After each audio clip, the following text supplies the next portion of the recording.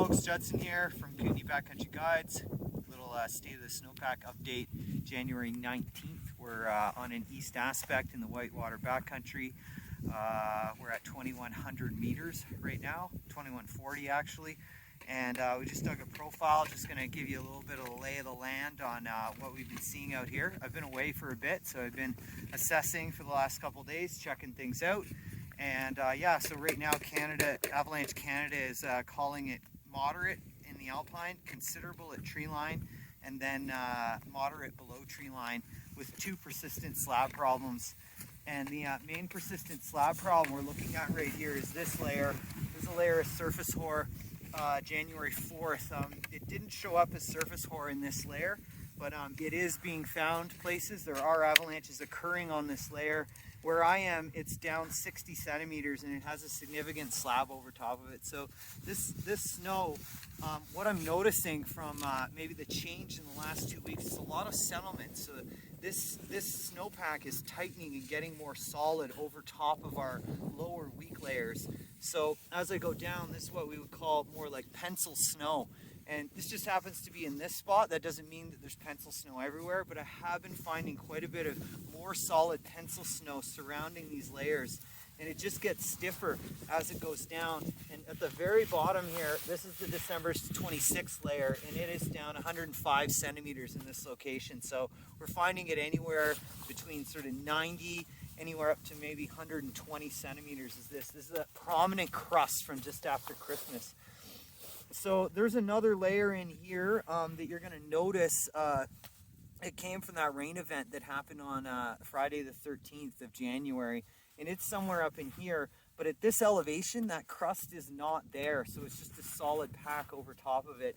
As you move up, we have a new freezing rain crust. So this isn't a rain crust, it's a freezing rain crust, and you can see it. And it's very apparent everywhere in the Whitewater backcountry. You can break through it, and it does ski and ride all right. It's not bad on a board at all. Skiers will be getting a small amount of bite, but it's not really affecting the riding quality. There it is. And what I'm finding is that as you go down in elevation, this freezing rain crust disappears. It doesn't seem to be below 1,850 or 1,900 meters. But when you get down to that elevation, you do feel that rain crust or melt, freeze, or whatever it is. It's a thicker crust down below 1,900 meters. I've been riding down all the way to 1,750 meters and been finding it great. So our test results the last couple days, I haven't been getting any reactivity on any of these layers. That doesn't mean they're not there. It doesn't mean that this persistent slab isn't capable of producing avalanches. I just haven't found it where I've been going. The next layer is way down, and look at this snowpack where I am. So this is a 3-meter probe.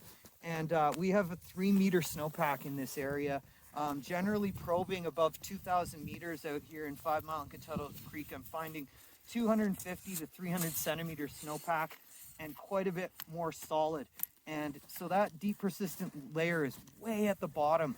And so what I'm doing is I'm really just avoiding shallow areas. Anywhere where you're going to find snowpack that's like 150-ish to $180, that's where you're going to have issues with those persistent weak layers, or any less than sort of 150 is where I'm really cautioning.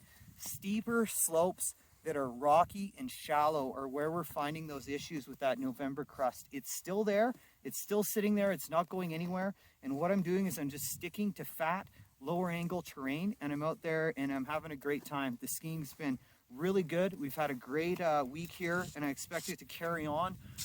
There's been minimal wind effect up here. The riding's great.